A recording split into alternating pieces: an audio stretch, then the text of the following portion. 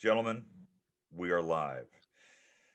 And one thing I love about doing these state of the market commentaries is seeing how quickly people file into these particular discussions. Already, we have dozens that are here for this particular state of the market commentary about sports market, the sports memorabilia, and certainly sports cards.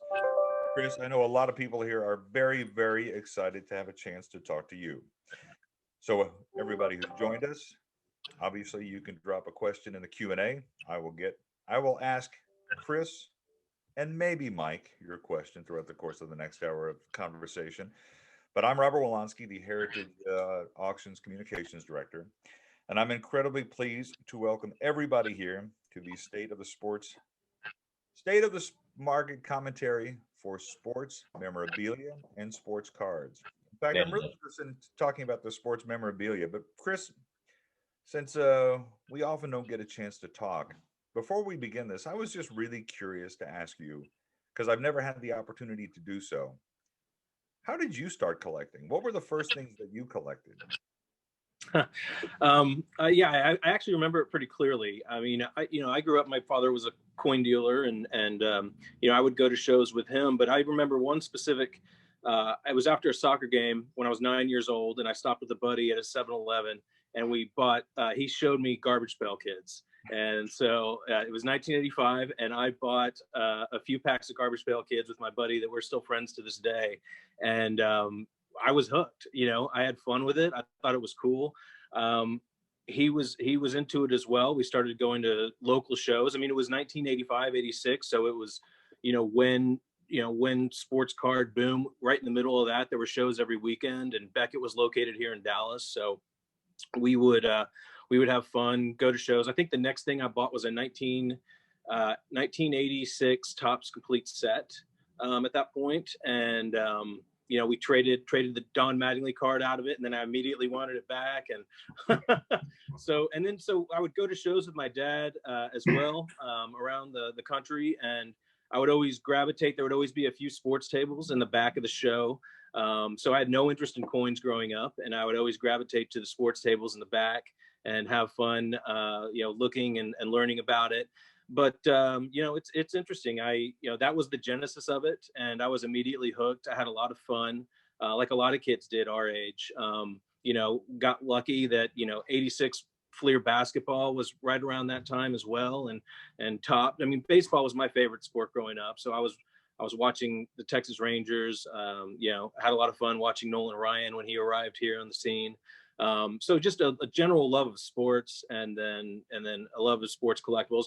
Combine that with a love of history. I'm a history major in college, so just learning about the athletes, learning about the sports, and then going back and learning about all the Hall of Famers. I think that's what draws a lot of people to collecting in general is just the love of history and the love of learning about it. So that's obviously a great deal of what we're here to discuss: the sports memorabilia, the history that Heritage sells. The sports cards obviously have become a significant player in the last year. Certainly, during the pandemic, we have certainly seen a remarkable escalation. I believe every media outlet has done 5 pieces at least each on how sports cards have become incredibly valuable over the last year. So we'll certainly get to that here with Chris Ivy, the director of sports auctions here at Heritage Auctions, and Mike Provenzel, who's the production manager in sports. Mike, I would ask you how you got into it, but we just don't have time for it. Yeah, understandable. Same story, exact same story. Excellent. As I said, we'll take questions, and I'm not surprised we already have one, and I'm not surprised that this is what it's about. And rather than save the questions for the end, I'm going to ask them throughout the conversation because I would like this to be a rather freewheeling discussion about all of the things that are upcoming in our Winter Platinum event that goes into extended bidding Saturday night at 10 p.m. and Sunday night at 10 p.m. Central Time. But we're going to talk about the entirety of the market, and we'll talk about the monthly auctions that are forthcoming, the showcase sales, and Chris can talk a little bit about why we've begun those. But let's start here with a question from Kim. Could you give an overview of the current status of the card grading business? Who do you recommend? All right, so the card grading business, I mean, PSA is at the king of the hill, right? I mean, they've been doing it. They opened their doors in 1991. They were part of Collectors Universe and PCGS, coin grading before that. So they really established a lot of what we're seeing. But there are a lot of other grading companies, Sports Card Guarantee, based out of Florida, SGC, and Beckett Grading here in Dallas, which they specialize a lot in more modern issue cards.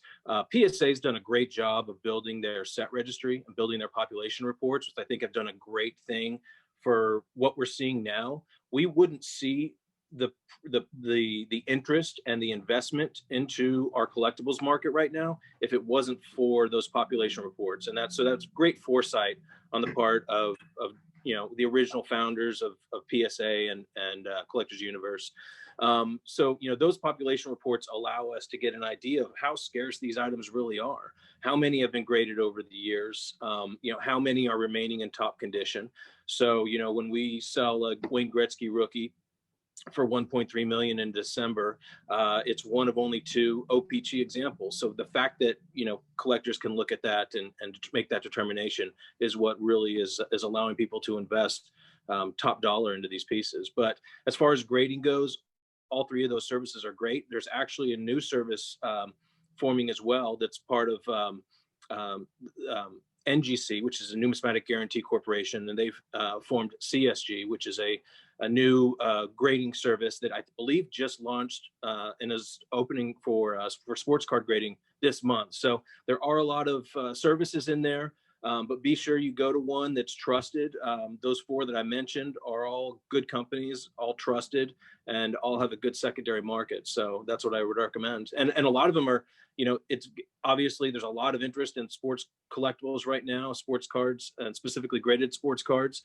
So they're all, benefiting from that, but it with that interest is leading to a lot of submissions and some delays in getting your cards back. So it's just one of the aspects that have come in with the popularity of the market right now. And having those 3 main companies and the 4th now, that's good for the hobby. Everybody has their favorites. I do our social media. When I post a card, there's always a lively debate about, oh, it'd be better in a PSA slab, or it'd be better in Beckett, or it'd be better in SGC. That adds to the debate, the interest, the livelihood, brings more people in. I like that aspect, that there's a few good options available for all collectors. So, to that end, and obviously we're looking at some items from the auction that's taking place this weekend that closes again Saturday and Sunday at 10 p.m. each.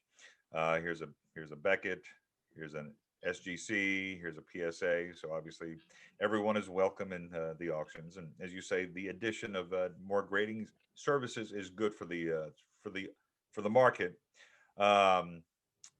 So we'll get right to another question here, a pretty direct question about the fact that obviously we've seen a competitor have a significant cash infusion and looking to expand as well. But I think this is something that we have all kind of talked about a lot over the last year, which is that,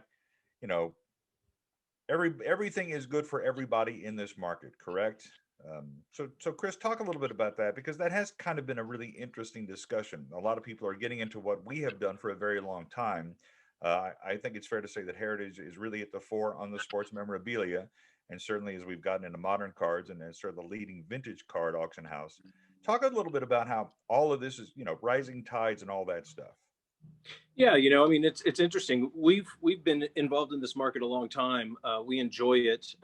It's a passion for me. I grew up collecting, but it's nice to see a lot more people getting interested in it and getting involved in it. And there are several competitors. There always have been. When I started the sports division for Heritage in 2004, there were well-established auction houses, Leland's, Sports Cards Plus, Mastro Auctions at the time.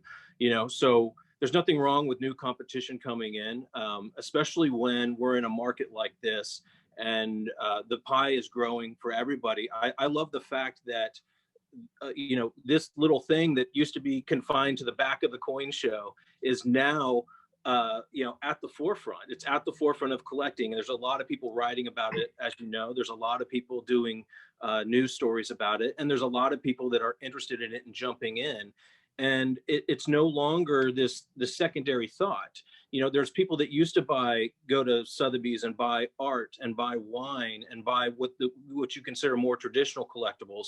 And now they're having, it's kind of shifting to a younger generation. A lot of people in our age range between, 40 and 60 that kind of grew up in the 70s and 80s when this stuff was really popular, and they're circling back to it, and they're viewing this stuff as alternative assets and an investment worthy type of items, which is great, because it's pop culture now.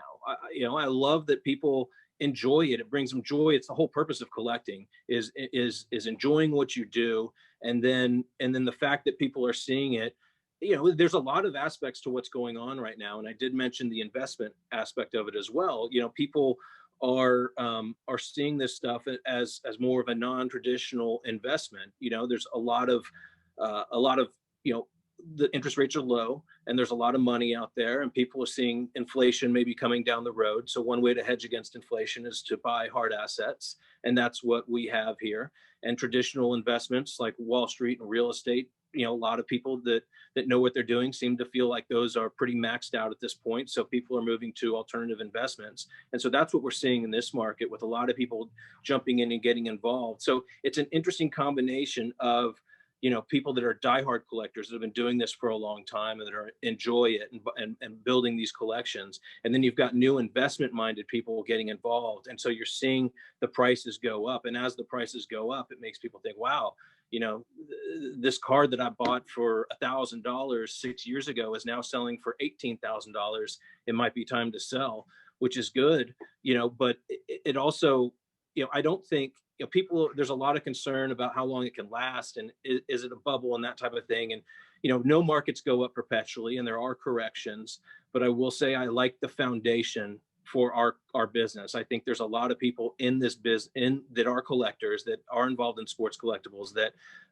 have a strong foundation for it. And the fact that we've got sports as the background, and there's always new generations coming up that are interested in sports, that have their favorite team, baseball team, NBA, football, all those things are really popular in our general culture. So I think it's great for our sports collectibles as well. Well, it's interesting. Brian asked the question: There's a lot of talk about this market being in a bubble. Do you believe that is true or false? And is there a specific reason as to why you feel that way? So I guess to extend that discussion that you were just having, I guess that, do you think that this is a bubble? And the fact is, if it's not, why not? Yeah. I mean, is it a bubble? Like I said, it's a market. No market goes up perpetually. So there, at some point, prices are going to take a step back and soften a little bit. I don't know when that point's going to be. Everything looks very strong right now, and as material comes out in the market, it continues to get record-breaking prices every time. So, as the market grows, as it gets more publicity and more interest, that's what we're seeing right now. People are coming in and they're having fun with it. And I think that's all good things. At some point, when people start pulling out, prices will correct. But like I said, I think the foundation for our market is strong. And I think people love what they own, and will hold on to it up or down. So, at the end of the day, the people that are buying this really high end stuff, they are people that are not, they're people that don't need to sell. They enjoy owning it. A lot of them are, captains of industry, owners of sports teams, that type of thing. Like people that, I'm talking about the real high end stuff, but I mean, everything flows beyond that. Like, when we start seeing mantle cards selling for these numbers, and we'll talk about some of these numbers later in the show, it kind of brings up everything else. And as the cards grow up, it affects the memorabilia as well, because, if a Luka Doncic card is selling for X, then the jersey that he wore on his back when he was had that the image for that card taken should be selling for a comparable number to that, in my opinion. So that's why we're seeing the memorabilia take nice steps forward as well. So let's talk about it, because obviously we're seeing the past, present, and future collide, and certainly seeing that in this very auction that goes into extended bidding this weekend. And Mike, I'm going to direct this one at you, because I believe you brought in this NBA Top Shot. It is every day I turn on my local sports radio station, there seems to be a discussion about Top Shot. And this, I went on this morning to try to see if there were packs available. And in fact, the website was down. So it's very interesting to kind of see how this particular technology will work itself out. but certainly there's been a significant interest in this particular Zion Williamson NBA Top Shot rookie debut. Talk a little bit about this and how is this the future, and if so, why? It's part of the future for sure. That's the great thing about our industry. Whatever you like, whatever you want to collect, you can find that corner, that niche for you. And Top Shot is a new marketplace. It's an all digital commodity. You can own these moments. And it's something that Dapper Labs and the NBA have put together a great product. A lot of people are very excited about it. And the excitement has grown dramatically just over the last few weeks, even. I'm having the same problem, Robert. I can't get packs. The demand is so high. A lot of people are, but that's fueled the activity on their marketplace where people can buy and sell and trade. And it's fueled interest in this one that we're offering that closes on Saturday night as well. You can't even get packs of regular cards at Target anymore. So trying to buy the latest and greatest and the newest and the hottest thing right now does not surprise me in the least. I see just this morning Target is now limiting the amount of packs you can purchase when you when you go to your big box store. So yes. Well, Digital or analog, it's exactly the same. There's a lot of demand and they're struggling to meet the supply. Well, Chris, I wanted you to kind of juxtapose here as we look at this NBA Top Shot, which is at 52.5 right now in the auction that's closing this weekend. And here, obviously, we have one of my favorite things, and we were talking about the memorabilia market and how the card market is impacting it as well.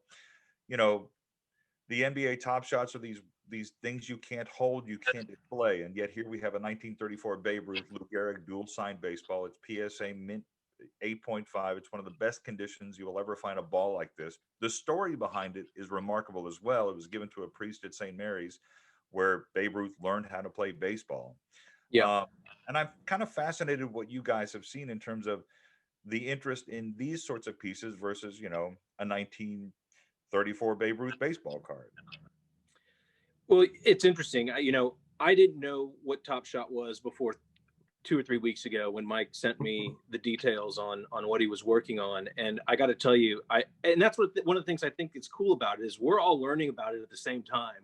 There might be some people that are watching right now that are, questioning what is this Top Shot thing? And it's gotten a lot of press. It's gotten a lot of interest. But I got to admit, when I first read about it, I felt like an old man. I was like, what is this? And why would you collect it? I don't understand. But as I kind of dig into it a little bit and learn more and more about it, I do think it's really cool.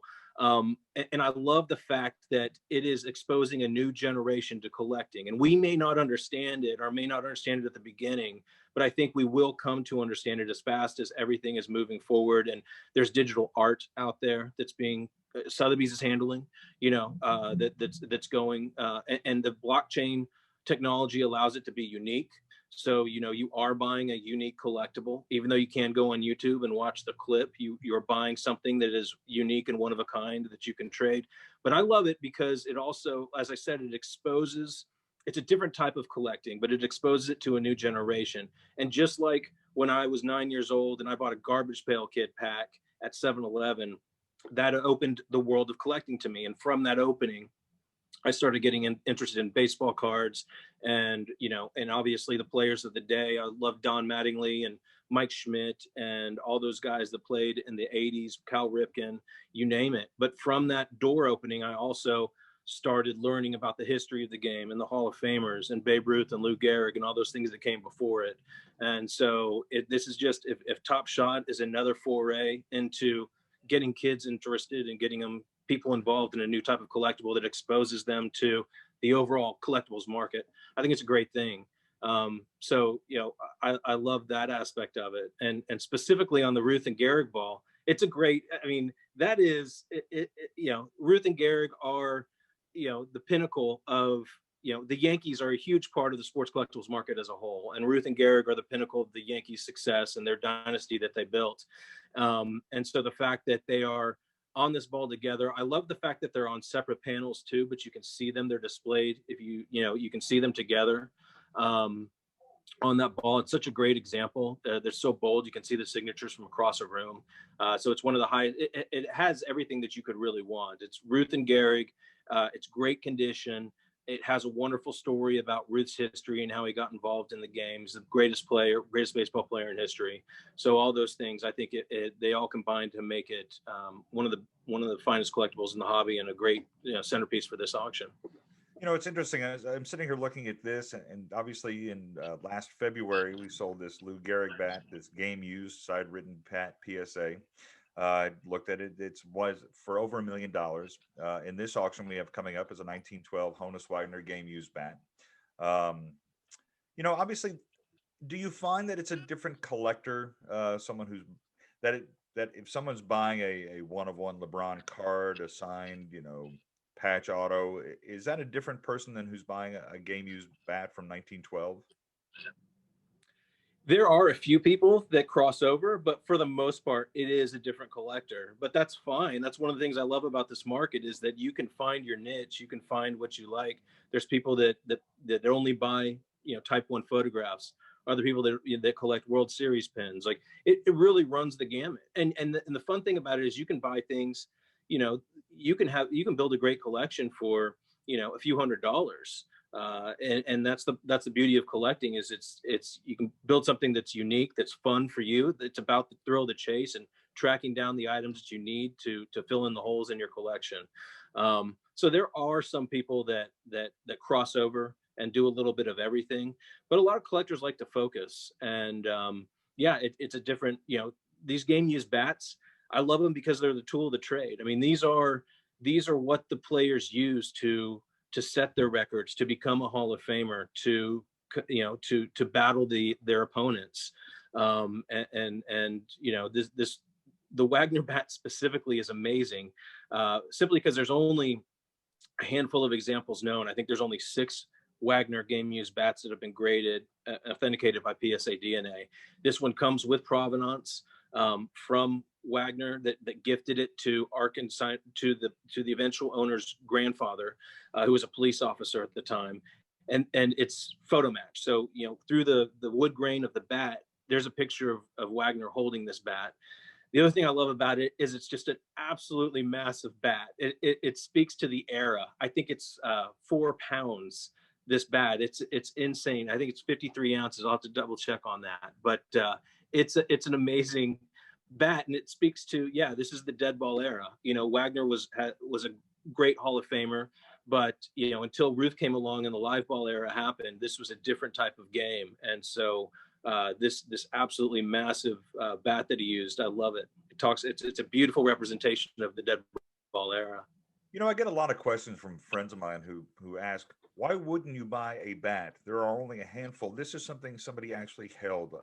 One of the greatest ball players in the sport's history actually held. Same when it goes to a jersey, a hockey sweater, anything that actually was a tangible piece of the sport's history. I have many friends who say, why wouldn't you spend $1 million on a bat as opposed to $1 million on a card? And I think that the fact that these are different collectors may in fact just be the answer to that. But I'm always kind of fascinated by how there is very little, I don't want to say there's no rhyme or reason to it, because certainly people have their reasons for why and what they collect, which is basically to collect what you love. But I'm just sort of fascinated by this particular juxtaposition. I think one of the primary reasons for that is liquidity. I think it's the investment aspect. There's a lot of people, you can get involved in graded cards, without having to have there's not a big learning curve for it. You can, a lot of people understand cards and they understand grading, and they can look at the metrics and the scarcity of these cards through the condition scarcities of them. And so, you can buy a card, and it's more, like I said, liquid. It's more of a commodity. It's more of a commoditized price. So, you can, if you needed to cash out of a card fairly quickly, you could do it within 24 hours fairly easily. And most people wait and they put it in auction, and it's probably more of a 3 to 6 week process. And we'll get to that in a minute. And that's why we started our showcase auctions, in order to kind of, take that time limit down a little bit. But as far as memorabilia goes, it takes a little bit more time to learn about it and to understand it and to get a grasp of it.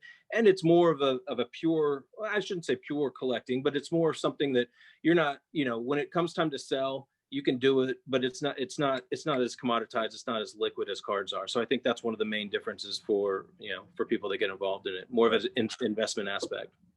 You can see with how you were talking about the provenance, the research, the photo matching, a lot of research and investigation goes into buying something like this and selling something like this. But in the same way that people research in real estate or stocks or traditional investments, the game used item, there's a lot of that involved as well. While I'm thinking about it, Ernie asks in the question about the value of two particular very special pieces of sports memorabilia.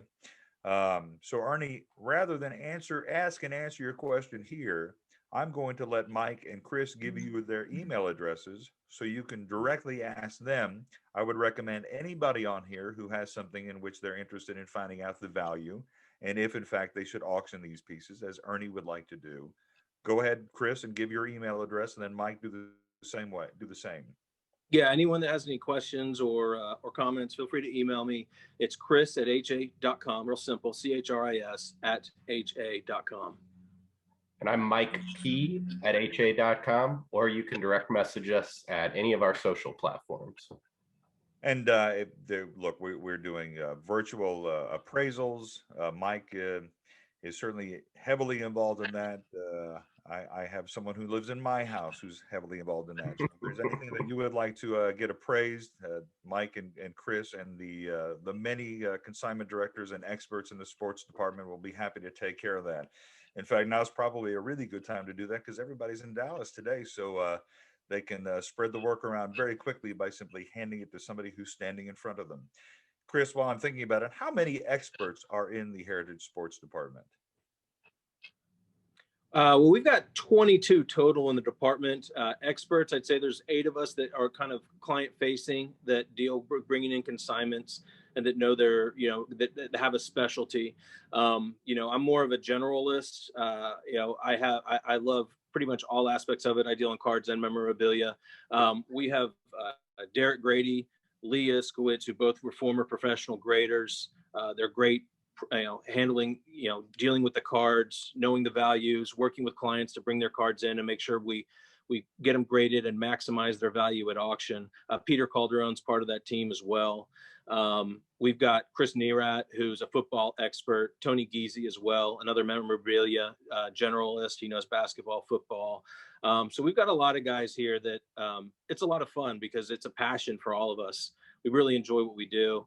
And we have a really good team of good guys that really help us to help our clients. I mean, we are here to help our clients get top dollar for their items. And there's a lot of different reasons that people end up consigning. There's some people that invest. There's some people that inherit collections. There's some people that may have just found a piece at a garage sale and they want to know what it's worth. And so, one of the main things we do is field inquiries all day long that come in through, as Mike knows, through social media. A lot of traditionally come in through our website, people that just Google values of different items and send us inquiries all day long. So we're happy to go through them. We probably get one item that we want out of every 100, but it's totally worth it and it's a lot of fun. Well, it sounds like Ernie has a couple of fascinating pieces, so I'm very curious to see what comes of that. I want to get to shoes here for a second. And these are some shoes we sold in May, these Kobe Bryant shoes that sold for, I want to say about $18,600. And certainly over the last year, certainly there's a great deal of interest in shoes, whether they were Air Jordans or certainly we saw that after the Last Dance, that Air Jordans shot up in terms of popularity and prices. But talk to me a little bit about that, because that seems an incredibly popular and yet very specialized field.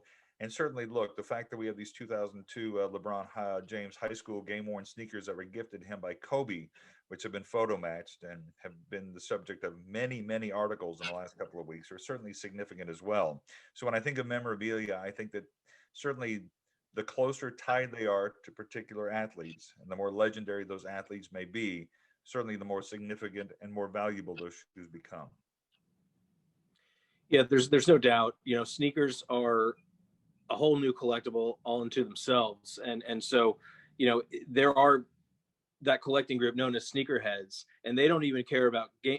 Pure sneakerheads just love the sneakers themselves, and having and Air Jordans are the king of that market. You know, Air Jordan 1s are I would call the man rookie, you know, or the Jordan rookie, I guess is probably the best example there. But yeah, these game worn examples are amazing as well.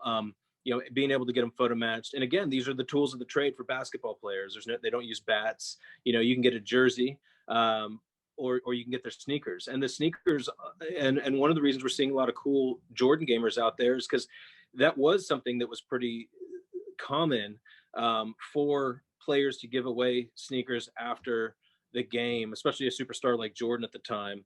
You know, he didn't do it often early in his career. That's why there's a lot less Air Jordan 1s, Air Jordan 2s, Air Jordan 3s out there in the secondary market that are game worn.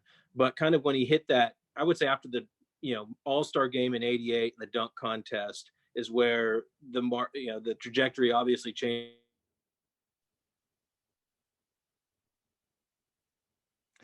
I think we lost Chris for a second, Mike. Yeah, well, he's right. That is a fascinating market that Jordan and he became. There we go. Chris, you're back? Did you lose me? We did for a second. Okay. So yeah, I thought we lost everybody, but I realized that's just Mike's natural look, and I thought, oh, I've lost. When my boss freezes, I freeze as well, just to make it more comfortable. So yeah, it's an interesting market. Those are, again, the tools of the trade for basketball collectors and for sneakerheads. And so I love the fact that you know, and as I said, Jordan started giving them away at that point in his career. It could have been to a ball boy that was helpful to him, or a locker room attendant. A lot of famous people. We've got a pair coming up in our upcoming auction that he gifted to Whitney Houston after one of the finals games in 1990. Just really cool stuff like that. So we love seeing that coming in. Yeah, these have been an extraordinary amount, 40,000, certainly given the connection to LeBron and to Kobe, the fact they're photo matched, and certainly have been written about a deal in the long months has certainly impacted the interest in them. So look, we're going to get to. I would say also, just everyone go check out the listing for that, because there's a great video of LeBron talking about when Kobe gifted them to him over the All-Star weekend, and the fact that the shoes were a little small for him, but he wore them anyway. He was in high school, and they're shoes from Kobe, and he was like, I'm going to wear these anyways. And it was a nationally televised game against Carmelo Anthony's team at the time. So very cool story on those. That's why one of the reasons they're doing so well. Well, we talked about earlier, the excitement and passion about sports collectibles. It doesn't get any better than that. One icon giving something to another icon, and now you can own it. Yeah, I mean the photos for the photo matching purposes certainly. I mean, there is a significant bragging rights to owning something like that. We're going to get to cards here. We're going to sort of make our soft entry into cards, and we have a lot of questions folks have asked about cards, and we'll get to them in a moment. But obviously, the fact is, we want to discuss the fact that just a couple of months ago, Heritage was the first auction house to break the $1 million mark when it came to a hockey card. It was this 1979 O.P.G. Gretzky, this Gem Mint 10. And I'm fascinated by the fact that here we have a Gretzky card that sold for $1.29 million. In this auction, we have a Gretzky game-worn rookie jersey, photo matched as well to his first NHL home game in this same auction. And obviously, its reserve is half of the price of the card. And I have had several friends ask me to ask you to explain that. Why isn't this $5 million if the card is $1.2 million? He wore this. He wore this in his debut. This is at the beginning of the great one's career. I like how expensive your friends' tastes are, Robert. That's a good sign. I didn't say they were clients. I just said they were friends. It's a good question. I think this is a great piece. It's obviously Gretzky's photo match to Gretzky's home debut in 1979 in Edmonton. It doesn't get any better than that. This is on his back, on his home debut, all original except for the name. The nameplate's the only thing that changed. The team made him take it off. He wore it for the first half of the season. Photo matched by My Gray. This was on the great one's back when he made his debut. I love it. It absolutely should be worth $1 million in my opinion. I touched on it earlier. People love cards. They love the ability, to be able to invest in them and trade them and that type of thing. But for my money, I love the game worn material. I love this jersey. The fact that he wore it on his debut. He was a rookie. It's photo collector. To see this hit that reserve, I think it will, and I think it'll go well beyond that. I wouldn't be surprised to see it sell anywhere between 800,000 and the 1.3 million where the rookie card sold. And with things photo match like that, you can watch the game if you own that item and watch him score the first points of his career in that jersey that could be hanging on your wall, maybe in a safe might be a good idea, or on a mannequin. That's a cool aspect of the game worn stuff. And you could just have a little video playing on a loop beneath it, showing that that is in fact maybe if one day there will be a Top Shot NHL, and you can just have it looped, or however one watches a. I have no idea that's in the work. I have no doubt that is in the works. I have absolutely. I think this conversation is currently being turned into a Top Shot. I maybe not a very valuable one, probably, but well, we'll see what it does in the marketplace. Hey man, it's a 101. Look, so let's get to the card discussion. There are many people who are here to ask about cards. In fact, we'll go ahead and ask a card question as we get to it. Somebody asks here, are you better off to sell late 50s and early 60s cards individually or as a complete set? So we offer both at Heritage, and it depends on the grade, I would say. Oftentimes when people send us ungraded sets, one of the things we do, and one of the reasons we have such great experts on staff, is we go through every card in that set to process them. Because a lot of times, if the set's generally let's say the set's generally X to X mint condition, we'll get the stars graded, but we'll also look at commons. There can be commons in that set that would grade 8, 9s, and 10s, and those commons, especially in low pop examples, can sell for thousands of dollars on their own. So it's one of the ways we bring value to our consigners is we'll get those commons, those high grade commons, prepared and send them off for grading. Those come back high grade examples, which we expect them to once we, with professional graders on staff, we'll break those out, sell them separately, and then buy replacement examples that are more along the condition of the rest of the set. Excellent, raw cards, for example. So you can sell the complete set as one lot, and then you sell the high grade commons and stars individually in additional lots. And so that's a way to really maximize the value for our consigners. And one of the reasons we have consigners continue to come back with us with their raw cards and sets. And we do recommend that folks send in cards raw. If they have not been graded, correct, we will get them graded for you. Yeah, we're full Absolutely. service. It's one of the reasons. Yeah, we're a full service company. So if you have a raw collection, we can appraise it, find the best way to maximize the price realized for you, and we'll take care of the grading, all the submissions, getting them back, and listing it. So all you have to do is sit back and wait for a check. You make it sound so easy. It is that easy. I know. All right, so let's look. We'll get to the modern card in a moment, but obviously the vintage card is also doing remarkably well. Here we have obviously the T206, the Honus Wagner. This sold in 2016 for $776,000. It was just a PSA 2. In this particular auction, we have one of my favorite cards, which is this Honus Wagner. It's an SGC. It's an authentic. It's basically just saying this is really a 1909 Sweet Caporal Honus Wagner. But what makes this card to me so fascinating and so wonderful is the fact that this belonged to Joe Garagiola, the baseball player who traded his 1954 New York Giants uniform for his entire uniform, including his jacket, for this particular card.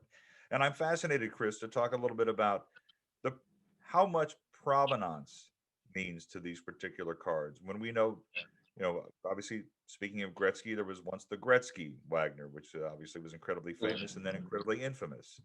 So this Garagiola card, I love it for the fact that I watched him on the Today Show when I was a kid. He was a great pitchman. He was a great ball player. Had a terrific career. Grew up with Yogi Berra. So talk to me a little bit about this card and what makes this so special. And are you surprised by the fact that a card graded just authentic is already doing better than this PSA 2 that we sold 4 years ago? As far as the price, no, I'm not surprised, because we've seen these vintage cards certainly aren't being left behind. I mean, we're seeing the modern card market take off, but the vintage card market has been very strong for a long time and continues to grow. And so that's what we're seeing here. The price for the two, that $770,000 price you alluded to earlier, several years ago, 4 years ago, I think it was, that was a great number for that card at the time. It was a very strong number. That card today would hit 2 million in the current market. That's just the trajectory we've seen for cards and for unique cards. I mean, for the Wagner, you've got to remember, this is the holy grail for sports collecting. A lot of people use that term, but for sports collectors, it really is the Wagner. It's the most, the famous card out there. It's been, part of lure of sports card collecting since the beginning, because did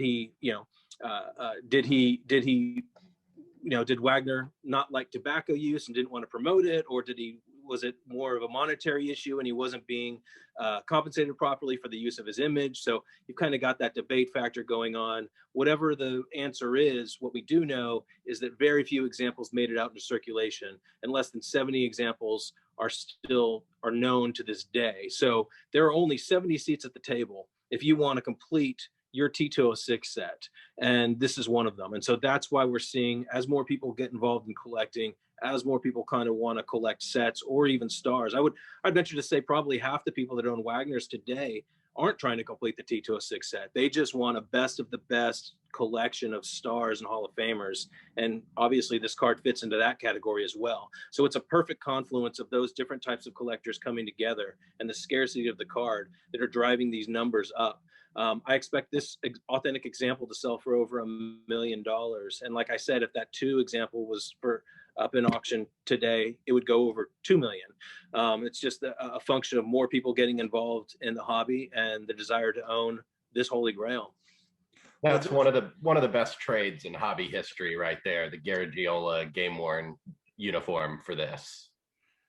Yeah, I mean, I assume the Garagiola connection, the provenance, also impacts the value of the card. I'd like to own a card that Joe Garagiola traded his 1954 New York Giants uniform for, the one he was probably wearing while he was poking his head out of the locker room window watching Willie Mays make the catch for this particular card. I mean, obviously the backstory behind this is pretty special. Yeah, there's no doubt about it. And I think provenance is becoming more and more a part of card collecting. It didn't used to matter. It was all about the item, but I do think that there's a premium for cards when collectors know exactly where they came from. If it came from a legendary collector like Jefferson Burdick, or if it was previously held by, we have several Dimitri Young, PSA 10 rookie cards in this auction. Former Major League Baseball player, and obviously this Garagiola Wagner. So and we have a collection. One of the Babe Ruth rookie card is from the John Esch collection, who's a local collector here, but a longtime collector. And so, having the background of knowing where these cards have come from and what collections they have been in, it's always been a part of memorabilia collecting, but now it's becoming more and more of a part of card collecting as well. When we post things now, people are always asking, what's the story behind that card? If it's something old or rare or interesting, people want to know, how did that stay in that condition for 100 years? Where did it come from? And, part of sports collecting is the story behind it. And that's starting to apply to cards more than ever. Somebody asks in the Q&A, if a Wagner is a key to completing the T206 set, how much do you think a T206 Doyle National goes for in this market? I would say multiples of what it went for 2 years ago. Yeah, at least double in this current market. Yeah, they're extremely scarce, and collectors want them. Now, a Doyle isn't going to have the same broad appeal that a Wagner has. So you're taking out that part of the market that, wants only, the most well-known Hall of Famers and that type of thing. But for T206 collectors, And for those set completionist collectors, that's a must-have, and so that really is going to drive those prices up as well. And no, as you said, the high tide raises all boats, and we're seeing that across the market as a whole right now. Let's. I know we've got. I can't believe we've already been here 45 minutes. It feels like 5. We have a lot of questions and a lot of stuff to get through, and we'll go probably over the hour. So if you have questions, we'll make sure that Chris and Pro get to them throughout the course of the next little while. But obviously, in the upcoming auction, we have this Mays 52 tops in a PSA 8. We talk about the fact that the Wagner is one of the holy grails. This is obviously one of the holy grails as well. And as we've seen, you know, just 3 years ago, we sold one of these for 660,000. These cards have gone for anywhere about $500,000 over the last few years. This is already, with several days to go and the extended bidding yet to come, at $500,000. It's no longer just about having a PSA 10 at this point. It's about having this card, right? And certainly in this market. Yeah, the 52 Topps mantle is basically the face of card collecting for the baby boomer generation and for future generations. I mean, it's on Mount Rushmore for card collectors as one of the primary cards to have. It is something that really every collector wants, and we've seen that even in the prices for PSA 1s, 2s, 3s, and 4s. They've increased across the board exponentially over the last few years, and so we're happy to have this 8 in this auction. A PSA 8 example recently sold for 1.6 million in another auction, so we'll see where this one goes. It's a beautiful example, strong corners, great color. It's a great card, and I can see why collectors gravitate towards it and want to have one in their collection and now in their investment portfolio. And a good time to mention, we have other 52 Topps mantles in this auction below the 8. Not everybody can afford an 8, but plenty of examples, whatever level you collect at. And obviously, we've seen that Topps in their 2021 sets are using the 52 designs in some cards as well. So certainly that design has never lost its appeal, nor its luster for Topps, certainly. I was interested in this. Here we just sold this 1916 Sporting News Babe Ruth. This was an SGC 4 that sold in December for $360. Here's a 3.5 that's in this auction. It's already at $330. So again, there seems to be this perception that it's only impacting the modern card market, but certainly the vintage cards have seen a significant bump as well over the last year or so. There's no doubt, and this is. I'm sorry. Go ahead, Chris. I was going to say there's no doubt it's impacting across the board, and this is the rookie card of Babe Ruth. So what most consider the greatest baseball player of all time. So obviously there's huge demand for this. It's Babe Ruth as a pitcher in his early days with the Red Sox, and they're extremely scarce. So there are only a few seats at the table for these examples, and there's a lot of people that want to be at that table. We've seen it with Willie Mays, for instance. Here's the 51 Bowman that sold in February of 2017 for $78. Here it is in this auction for 100 for exactly twice that amount. So it is remarkable to see what has happened, and certainly when you see the Michael Jordan 86 Fleer Gem Mint 10, that is certainly one of those cards as well. When I started here a year ago, I think they were selling for about 30,000. Now it's at up to 480 in this auction, with obviously several days to go. I assume many are attributing that increase to you joining Heritage, so we thank you, Robert. Well, it was the least I could do, and it certainly has been my pleasure to be involved in this. But I assume that this may be the place at which everyone sort of realized there was a seismic change happening in the market as these Jordan Gem Mint 10s began to increase significantly and substantially and exponentially over the last year. I think the Jordan rookie is the best example of what we've seen over since last spring. It's really been about a year now since The Last Dance came out, and I think The Last Dance was part of it. But there's been a lot, as I mentioned earlier, a lot of other factors that have contributed to the growth of the sports card market. But as I alluded to with the mantle, that was the card that was a face of a generation. And I think the 86 Fleer Jordan rookie is the face of card collecting for our generation, for kids that grew up in the 70s, 80s. You know, this was the card to have in the 80s at the time. Jordan became a cultural icon, a phenomenon, a worldwide, known figure, and many consider to be the greatest of all time in his sport, and created the shoe line and everything that follows with that. So I understand the gravitation towards the Jordan rookie, and it really does represent collecting for a generation. And so that's what we're seeing now. And we're seeing, as the prices increase, even more and more people are getting interested in them. And it's kind of driving the numbers going up to these exponential levels, because it is crazy. If you look at something, you say, man, I could have owned that for $35,000 last year, and now it's selling for over $500,000. It's pretty incredible. And a lot of people are apprehensive when you see something like that. Why is something increasing in value that much? Why is it going? And I think it's something that's just building on itself, because everybody does know that card. Everybody did collect that card in the day, and a lot of people that we're seeing getting back in are kind of that generation, those between 40 and 55 years old that collected as a kid.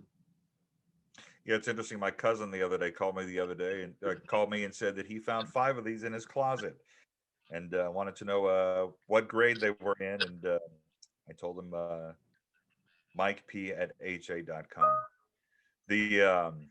So look, we'll get to some other things here. Look, I'm fascinated by the fact that here we are looking at this 96, 97 Topps Chrome Refractor Kobe. It sold in June of 2017 for $21,000. It's the same card in this auction. It's at $410,000. That's one of those cards that people point to and go, my God, look at what this market has become. Well, as we talked about at the open, people start collecting or continue collecting with what they love, what they're interested in. And that generation, Kobe is one of the biggest names in NBA history, and people who watched him play want to collect him. This is the premier Kobe card right here, and an incredible example. So people that collect even at the highest level, it's true for them too. They want to collect people they watched play, their favorite athletes. It opens the door for them to learn more about the history, but they're not going to start with George Mikan. They're going to jump in with somebody whose shoes they bought, somebody who they liked. And that happens even for the high-end people that are paying 6 figures for a card. And that's what's happening with this one right here.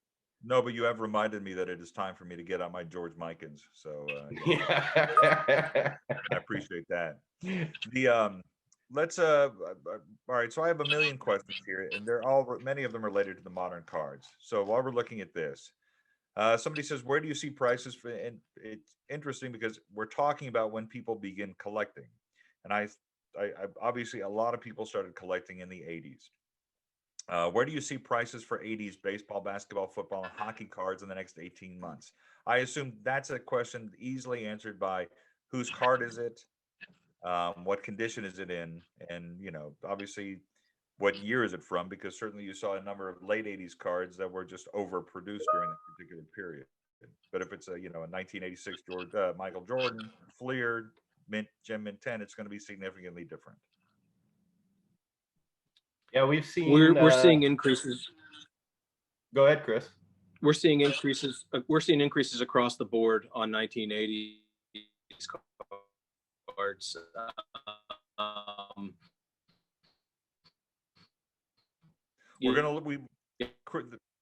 Chris's signal is again, it's the generational Chris thing. I know Chris is in the office because Chris's signal isn't that great. People they're getting back in collecting. So Cal Ripken. Go ahead, Mike. You can take this.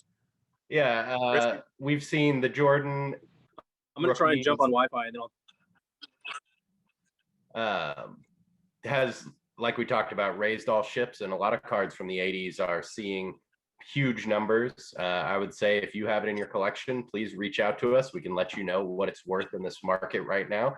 Things are changing very quickly, and one of the best things about Heritage is We just give you information on your collection so you can make an educated decision, especially when things are changing as quickly as they are now, and things that may have been not valuable 2 years ago in your collection are all of a sudden valuable. And those 80s cards are a perfect example. Our last auction, we had an 89 score Troy Aikman rookie sell for over $1,000, something that you probably could have gotten for $20 a few weeks ago. So yeah, your favorites from the 80s are doing a lot better now for sure, especially the star cards, of course, the Hall of Famers and the rookie cards. Those are always going to be the premium from any era. And those 80s cards that weren't getting much respect a few years ago are finally getting the respect they deserve. Wait, that 89 Aikman score sold for $1,000? Over 1,000, yeah. I was unaware of that, and I have to say that's remarkable, given the fact I may have about 40 of those in a shoebox somewhere. So You interested in consigning? I might be. Well, so obviously I pulled up a box here. This 2000 Bowman Chrome sealed 6-box case. Obviously, this is the one from which you could pull a Tom Brady rookie. But one thing that I have found remarkable, and many people in our Q&A have found remarkable as well, is the value in and interest in the unopened cases. Brian asks here, and I assume, Brian, you'll want to get in touch with Mike P at ha.com after this conversation. I have unopened vending cases of 1980 through 1985 Topps vending cases. What do you think the value would be, and should I open them? I assume Chris and Mike will tell you, do not yet open them. Please do not open them, because clearly the fact that these cards from the 80s, I have to say, I am still to this day kind of surprised by how well these unopened boxes are doing. Even, you can't even find an 87 Topps box of junk wax for under 30, 40, $50 these days. You don't have one in your attic as well? Man, we've been cracking our junk wax here just because it was fun to open boxes, only to realize that we should not have opened that box. I think we'll keep some old Donruss around, I guess, and never open those. But That's the fun part of the wax market, is there's the two aspects there. Some people keep the unopened boxes as an investment, which is a great thing to do. The more that are open, the rarer yours become. But some people like to break them, and it is a lot of fun to do that. And some people are breaking some of the top end ones as well. So there's two demographics to that. On our social, whenever we post a box, there's always a huge debate about what should be done with it. And but that's really contributed to the value, is people are buying them to keep them, people are buying them to open them and hopefully hit something valuable inside. And when all the cards are becoming more valuable from that era, it just becomes all that more tempting to open it up. Yeah, there's a lot of there have been a lot of questions asked about the unopened, the vintage and the new unopens, and the fact is, as you can see here, 2003 Topps Chrome basketball unopened hobby box sold for 48,000 just in this month, and here's another one that's coming up. It's already at 30,000. I I would think say if you have it and you haven't opened it, don't open it yet. Email us, send us a direct message. We can let you know what it's worth unopened, what potential value could be in there if you open it, so then you can make the right decision. I know it's tempting to just crack it open and say, oh, I'm going to get a pristine LeBron out of this one, but you never know. It could have a little more value just keeping it sealed and holding on to it. we'll wrap it up here in a couple minutes with some questions, but look, the fact is, several people have asked about Tiger Woods, and the fact, obviously, he was in the accident this week. Certainly, this is an extraordinary card. This PSA Gem Mint 10 autographed Tiger Wood. It's number 309 out of only 900. Several people have asked, when something like this happens, does that significantly impact the value of the card, or is it just the fact that this is a Tiger autographed, one of only 900 that exist? Is that simply the thing that makes it significant and important and valuable? Chris, you want to field that one? Let's see if you're Sure. back. Yeah, yeah, absolutely. So, Tiger is, it's interesting because, how this is going to affect his career, we still don't know. It obviously is going to affect it for a while and affect it negatively. But if he is able to make a comeback and perhaps win another major, it'll only add to his legend and lore, as Ben Hogan was able to do when he returned from a very bad car accident in the early 1950s.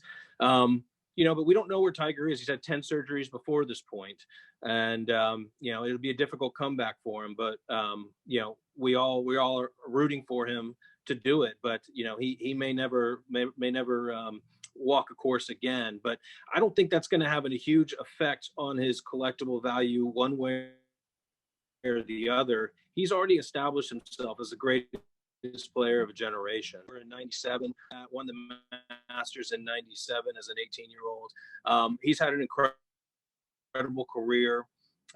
He's pretty cool. I think he's one win away from tying Sam Snead for the total wins on the U.S. On the tour. He's had an amazing career, one of the best ever. He's the best of this generation. So, as far as how it's going to affect the value, that's not going to change. The fact that he was the greatest of a generation, that's not going to change. Losing fights at the end of his career there in 1980. I think his legacy is established and it's set. And there is still upside if he comes back, if he makes a comeback and he is able to notch a couple more victories on the tour. I think it'll only add to his legend. I think even if he just makes it on the course, you could see a little bump on his material, because that will be such a huge story just getting back out there. That's kind of the fun of collecting on the modern side, is the storylines do have an effect on the value of items, and just adds another layer of things to follow and keep interested in. So we're going to wrap it up here in just a moment. We've kept everybody about an hour. I'm going to sort of go to the lightning round, but before we do any of that, I want to tell Brian, I want to tell Kim, and I want to tell Ernie, and the anonymous attendee with the 3 Wayne Gretzky rookie cards, Mike P at ha.com or Chris at ha.com. All of that will be taken care of. Kim has something very, very interesting that I've never even heard of from 1962 Topps baseball sets from a third-party retailer that sounds incredibly interesting. So all of those folks who have autographed Super Bowl baseball card, football card, unopened boxes, please reach out to Mike P at ha.com. Rather than sort of guesstimate what the value of a particular piece might be during the course of this conversation, let the professionals handle it in their little dark rooms where Mike likes to set up and look at things very privately and very quietly. Buck asks, do we think we'll see an overproduction of cards as we did in the 80s and 90s? I assume the obvious answer to that is no, in as much as that these days, instead of overproducing everything is now a 1 of 1 or a 1 of 5 or a patch auto, a super fractor, and every pack is meant to be like Willy Wonka's golden ticket these days. Hence the reason Target is now limiting the amount of packs you can purchase right now, as opposed to letting you buy all of them you could actually carry out of the store. Yeah, the manufactured rarity has been a great marketing tool for the modern card companies, and I don't think they're going to make the mistake they made in the 80s and 90s again. I think things are going to continue as they have been for the last couple decades. And this is an interesting one, only because I sort of ran into this myself this weekend. Somebody asked, do you feel that now that the cardboard ticket, the paper ticket, is obsolete, that the older vintage historic tickets and stubs will appreciate in value? That's something that I actually experienced this weekend. I found that actually to be the case. I had one that I didn't think was worth very much that somebody snapped up in a moment from 1964, just a random Cowboys game. Chris, I assume that is certainly something in which people are now taking a significant interest, especially if that game is historic. Marked somebody's debut or somebody's scoring record or something like that.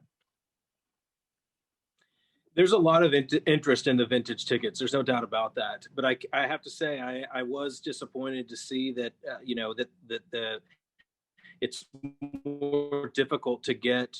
You have to jump through hoops to get the paper tickets. But I think it's a little bit of a double-edged sword. It does, it does make the vintage tickets a little bit scarcer and interesting, but the further we get away from that, I think it will hurt collecting in general for tickets, because the new generations aren't exposed to the paper tickets like we have been growing up and going in currently. You see that a little bit with some other types of collectibles like stamps and whatnot, where if they're not as prolific current day, then people may not collect them as much down the road. That being said, the historic and unique tickets that commemorate a milestone for a specific player or team are very sought after. Jackie Robinson's debut ticket in 1947, for example, or Lou Gehrig's Luckiest Man speech ticket. All those things are, and then World Series tickets from remarkable games. So I hope that teams and ticket distributors will continue to allow paper tickets to be produced, and hopefully it's something that they just become more scarce, right? If 90% of the people are using digital tickets and 10% jump through the hoops to get the physical ticket, those 10% are obviously going to be much more valuable down the road. I'll ask a couple of, we'll take these real quick. Tom asks, I have my 60s cards in binders for at least the last 25 years. At the time, Enor was a high quality plastic sleeve. Should I take them out? I'm afraid of actually long-term damage to them. So if he were to submit them, say to us, would you prefer that he just send them in the sleeve? Yeah, I would say keep them in the sleeve for now. If it's something that's being sent in for consignment, then we can handle getting them removed and making sure they stay in top condition. If it's something he's going to be hold on to for a while, then he may want to consider taking them out and keeping them out of sleeves. But they should be fine. As long as they're stored in weather controlled conditions, there shouldn't be any issue with keeping them in the plastic sleeves. Somebody asks about the increase in soccer cards. Do we expect to see one? There already has been one. In fact, I've learned that firsthand over the last 6 to 8 months, that certainly we've seen everything from Pele's rookie card sell for a record amount just a few months ago here at Heritage to current day players. So yes, if it's an athlete or a Pokemon on a card and it's in mint condition, it's going to be worth something significant. Again, Mike P at ha.com or Chris at ha.com. This is a good one to end on. I think it's kind of an interesting one. Thomas asks, as grading companies catch up on their back orders with everyone submitting their so-called junk wax rookies for grading, do you expect to see the market flooded with those gem mint rookie examples, such as a 1989 Donruss Griffey? Definitely, a lot more people are going to submit them, but I don't think that there's going to be a lot of gem mint and mint examples out there. I mean, especially if they've been in circulation. Now, if you're just cracking brand new wax that's still available, there could certainly be gem mint examples in there. But these grading services are really tough. It's tough to get a gem mint example of anything, even an '89 Griffey. As you know, a lot of the examples weren't gem mint as they came out of the factory. There's condition issues. There's print, they're off cut. They're centering. It runs the gamut. I would say probably in 1989, it's issues that I'm very familiar with. Fleer and Donruss and all those is right when I was my heyday of my collecting. I'd venture to say that 80% of the cards as they came out of the pack wouldn't be considered gem mint. So that's what you're up against. Are a lot more people going to send them in as prices increase? Absolutely. Are we going to see increases in the populations? We are. But at that higher end level, I think it's going to hold pretty steady. I think you can look at what the percentages are currently. If there's only 3% of the total submissions have ever graded gem mint, that's probably going to stand true going forward. Well, gentlemen, I'm not surprised that we had so many questions. I'm not surprised that we had so many folks stick around. People have questions. If you didn't get it answered, Mike P at ha.com or Chris at ha.com. There are certainly plenty of folks around in the department, in the category, to answer every question, regardless of the item that you have. Chris, before we leave, I'm sure you probably want to let folks know that we're actually starting these monthly showcase sales because of the significant interest and demand in what we're selling at the moment. Yeah, we're happy to that we've launched our monthly showcase auctions. The first one's coming up on March 4th, so it's going to launch right after our Platinum Night closes this weekend. It's going to launch next Thursday, and these auctions are going to be monthly. They're going to be up for 2 weeks. For 14 days. And it is, we're doing this in response to our clients that want a quicker turnaround and that want to be able to get this material to us, get it up in auction within 1 or 2 weeks, get it sold within 2 weeks after that, and then get a settlement within a month after that. So it's going to turn, rather than waiting for our 4 catalog auctions that we have every year, which we're going to continue to do. We're going to continue with our platinum night auctions. We're going to continue with our spring and winter catalog auctions. And our weeklies. Yeah, and our weekly auctions as well. Absolutely. So, I mean, we're just adding another alternative for our clients to be able to get their materials sold, another venue. And the showcase auctions we're really excited about because it's going to be a quick turnaround for those clients. A lot of clients were asking for that, and we're going to be able to deliver it.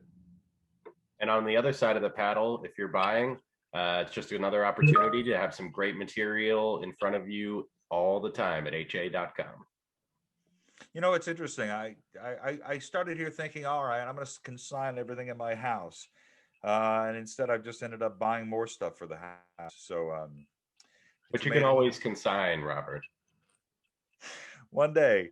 Look, gentlemen, I appreciate it. Mike P at ha.com, Chris at ha.com. If you have anything you want to ask them, Mike is more than happy on any channel to discuss your consignments, to discuss appraisals.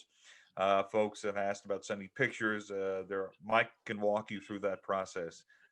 We do handle them, hundreds of them every day, and are excited to talk to you about what you have. Gentlemen, I really appreciate it. This has been a lot of fun. The questions have been terrific, and the fact that so many folks have stuck around for over an hour is certainly a testament to the popularity of this category and to this discussion. So thank you very much for doing it, and thank you everybody who tuned in. Thank you. We'll do this again. And don't forget, 27th and 28th, 10 p.m., the Winter Platinum Auction goes into extended bidding. So we'll see you then. Till next time, thanks, everybody.